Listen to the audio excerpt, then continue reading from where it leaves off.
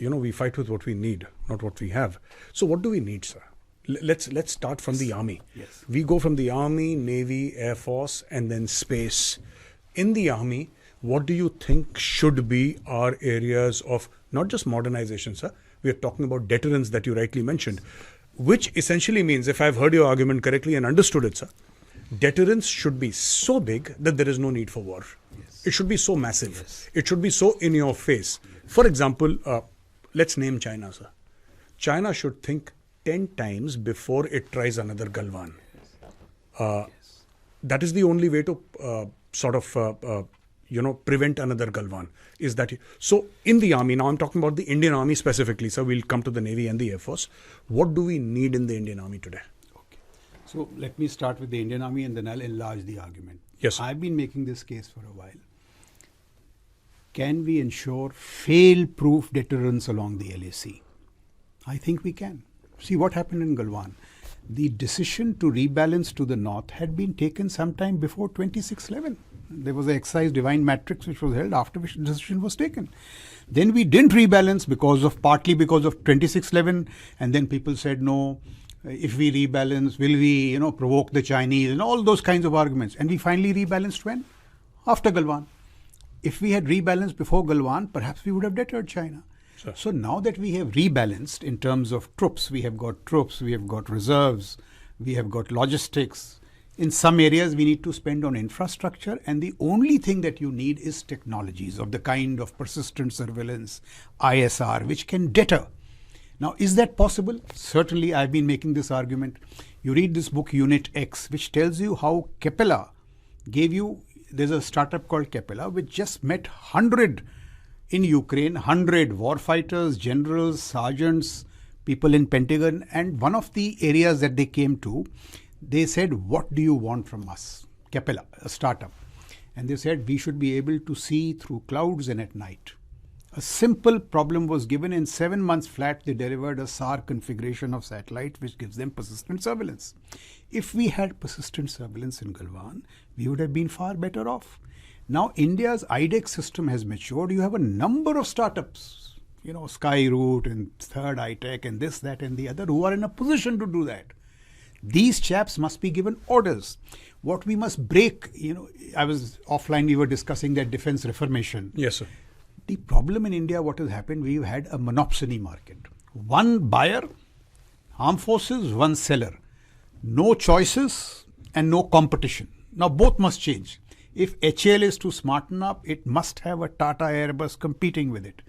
These startups must compete with these defense primes. In Ukraine, the people who have delivered are startups because of declining costs. So a lot of these technologies can be delivered and you can have fail-proof deterrence.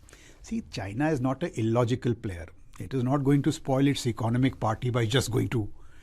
They will only do something if they see signs of deterrence. So that is one reality. I think we can do it. There is another reality. China's power differential is such that today the military component of it is $400 billion every year. Fact. $400 billion. So what do? Now the argument is of integrated deterrence. See, the military alone cannot do it. For example, technology. I'll give you one example.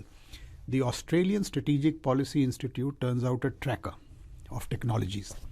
2002 to 2003, USA was leading in 60 to 65 technologies. 60 out of 65, sorry.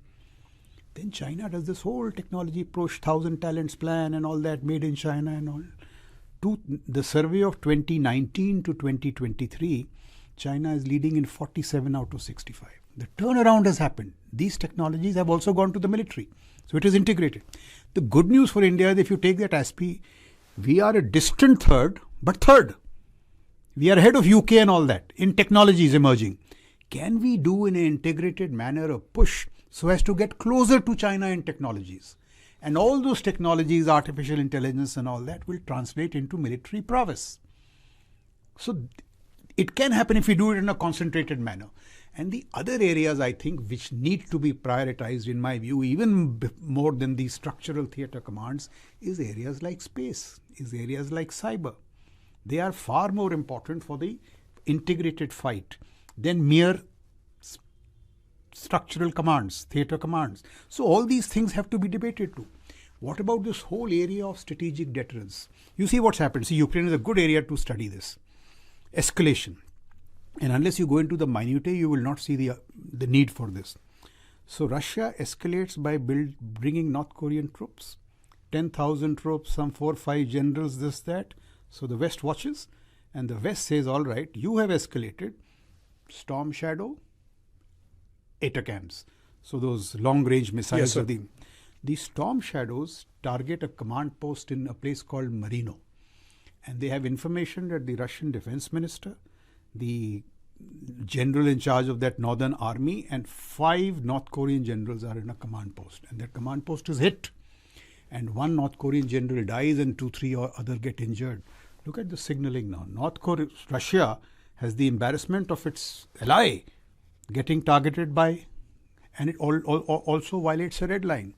Now what Russia has done all this while, when Trump pulled out of the INRF, Intermediate Nuclear Force Treaty, it built this Oreshnik missile of 5,000 kilometers. Now this is true Brahmastra. Because what happened, the signaling when they fired that Oreshnik on an airbase in Dnipro, it is what they say nuclear missile. And this is not cliche. It is Mach 11, Mach 12, great precision and such power in terms of, sheer temperatures that it generates, 4,000 degrees centigrade. And it is uninterceptable by any known AD system. Who knows it? The West knows it. So when it hit Dnipro, 2 days later, Sergei Lavrov says that now we may strike other NATO bases. And Regikovo. Why is Regikovo? It's a base in Poland. Why is it important? Sir. It has got what the Israelis have, Iron Dome. It is the hub of all air defense of Europe. Yes, sir. Now look at the unease in European capitals and the silent message from Putin. He takes a personal press conference on that and says, "Is bar though it is conventional, it could also be nuclear." Is Washington prepared to lose 100,000 lives? Now this is the deterrence game at the higher levels. I don't think we are adequately invested in this kind of stuff. So should we, I'm saying LAC foolproof deterrence, invest in all this more. Conventional deterrence will take time because it is $400 billion. Yes, sir. This Atmanirbharta.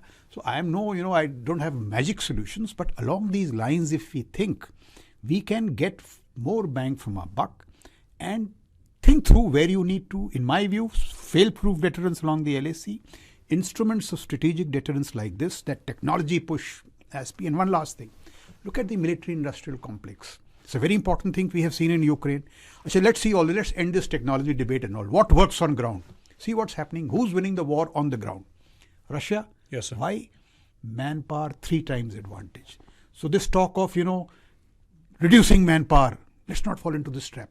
Sure. Look at it greatly. Manpower is winning. It is winning because it has a 6-time advantage in drones. They have invested in startups, believed in startups. They have invested in these what people call fancy technologies. They are not. I was talking offline in this Syrian thing. HTS now says it has 15,000 troops and a battalion of FPV drones. Russia, when it is reinforcing instruments, पहले हम बात करते थे infantry battalion squad now it says so many Wagner troops and a battalion of FPV drones. They are working. And armor, sir. And armor. So now look at all these issues. With a very surprising. It's actually an Al Qaeda offshoot, sir. Yes, Al Qaeda is getting. Houthis has got a missile system. Sir, they are targeting US. But sir, armor is very, very conventional for G. I mean, yes. So we have to relook at all these things. And if it has changed, it has changed. For example, we talk of 42 combat squadrons, air squadrons. Why not 32 combat squadrons and 10 drone squadrons? It is working. It is air dominance, sea dominance have got impacted by all this.